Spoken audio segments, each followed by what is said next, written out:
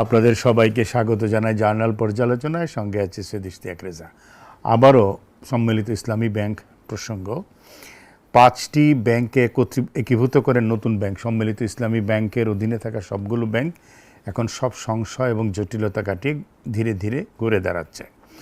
গ্রাহকরা কিছু কিছু করে টাকা পাচ্ছেন বলে ব্যাংকাররা জানিয়েছেন, এবং সেটা অবশ্যই যার যার নিজের আগের ব্যাংক থেকে।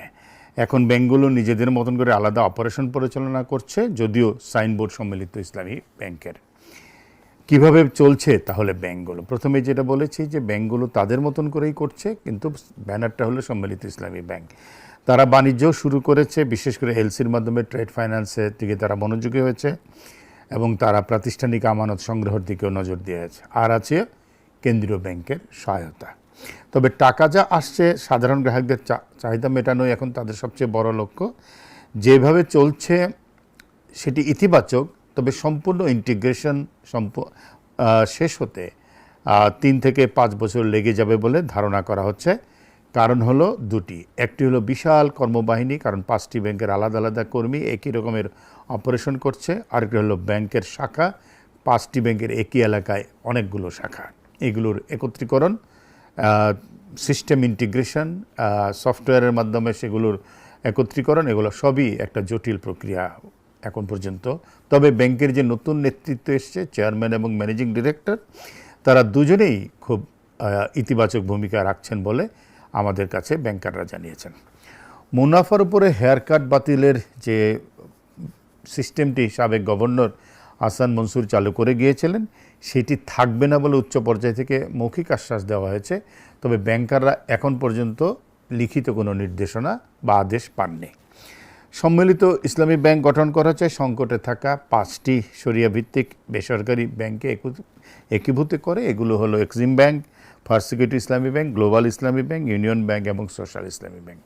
এর মধ্যে সোশ্যাল ইসলামী ব্যাংক এবং এক্সিম ব্যাংকের অবস্থা তুলনামূলকভাবে বাকির 3টির চাইতে ভালো বলে জানা গেছে। সম্মিলিত ইসলামী ব্যাংকের বড় চ্যালেঞ্জ হলো বাজারে আরও একটি বিশাল ইসলামী ব্যাংক আছে, যার নাম ইসলামী ব্যাংক বাংলাদেশ লিমিটেড। ইসলামী ব্যাংক আগে থেকে সুপ্রতিষ্ঠিত এবং দেশের সবচেয়ে বড় ব্যাংক। এই নতুন ব্যাংকের ভবিষ্যৎ নির্ধারণ করবে 3টি বিষয়ের উপরে।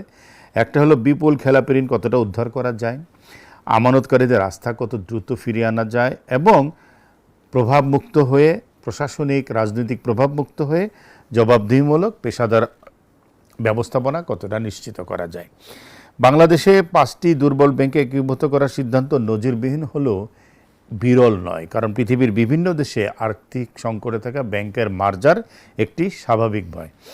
আন্তর্জাতিক অভিজ্ঞতা একটি বিষয় স্পষ্ট করে একীভূতকরণ কখনোই একক সমাধান নয়, এটি বৃহত্তর সংস্কারের অংশমাত্র।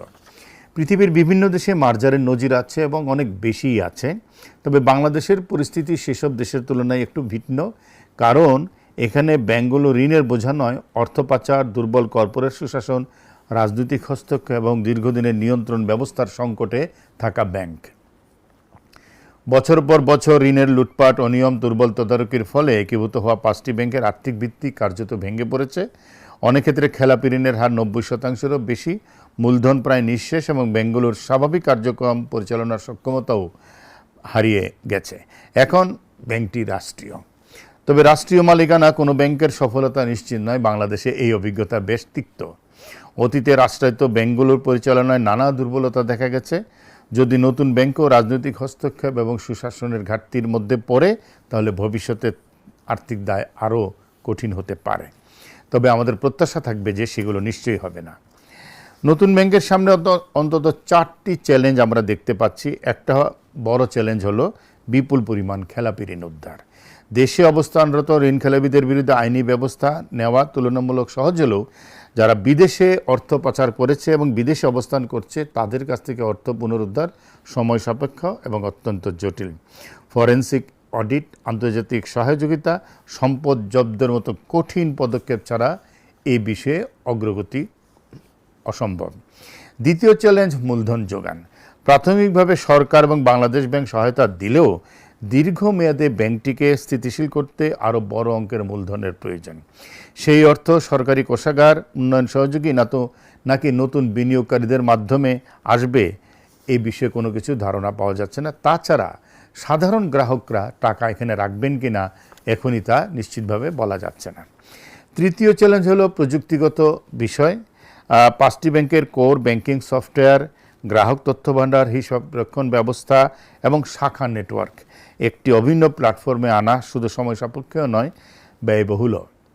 এবং তারা কী ধরনের প্রোডাক্ট মানুষের সামনে নিয়ে আসতে পারে সেটা দেখে মানুষ কতটা আগ্রহী হবে সেখানে টাকা রাখতে, এগুলো এখন দেখার অপেক্ষা। চতুর্থ এবং সবচেয়ে বড় চ্যালেঞ্জ যেটি, সেটা হলো সুশাসন। অতীতের মতো যদি পরিচালনা পর্ষদে রাজনৈতিক ব্যবসায়ী প্রভাব ফিরে আসে তাহলে পুরো পুনর্গঠন প্রক্রিয়াই ভেঙে পড়বে। তবে আমরা আশা করি যে সেটা নিশ্চয়ই হবে না। একীভূত হওয়া 5টি ব্যাংকের কর্মকর্তা কর্মচারীদের ভবিষ্যৎ নিয়েও কিন্তু একটা চ্যালেঞ্জ আছে এবং একটা উদ্বেগ আছে। তাদের প্রধান প্রত্যাশা একটা স্থিতিশীল কর্মপরিবেশ, চাকরি নিরাপত্তা, রাজনৈতিক চাপমুক্ত কাজ করার সুযোগ। 5টি ব্যাংকের একীভূতকরণ আসলে দেশে পুরো ব্যাংকিং খাতের দীর্ঘদিনের দুর্বলতার প্রতিফলন। খেলাপি ঋণের লাগামহীন বৃদ্ধি, কর্পোরেট সুশাসনের সংকট, দুর্বল ঝুঁকি মূল্যায়ন এবং ঋণের অনুমোদন অনিয়ম, এসব সমস্যা শুধু একটি ব্যাংক গঠন করে দূর করা যাবে না। এ কারণে বাংলাদেশ ব্যাংকের সামনে এখন আরও বড় দায়িত্ব।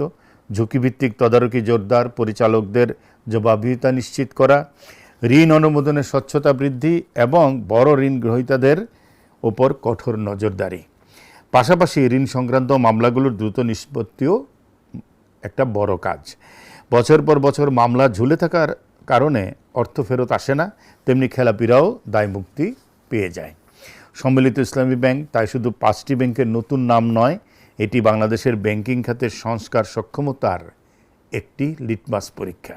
এই পরীক্ষার সাফল্য নির্ভর করে নতুন লোগো বা প্রশাসনিক পুনর্বিন্যাসের উপর নয়, লুট হওয়া অর্থ পুনরুদ্ধার, কঠোর জবাবদিহি, স্বচ্ছতা, পেশাদারী ব্যবস্থাপনা এবং রাজনৈতিক প্রভাবমুক্ত ব্যাংকিং সংস্কৃতি প্রতিষ্ঠার উপরে। আজকের মতো জার্নাল পর্যালোচনা এখানেই শেষ করছি। সবাই ভালো থাকবেন।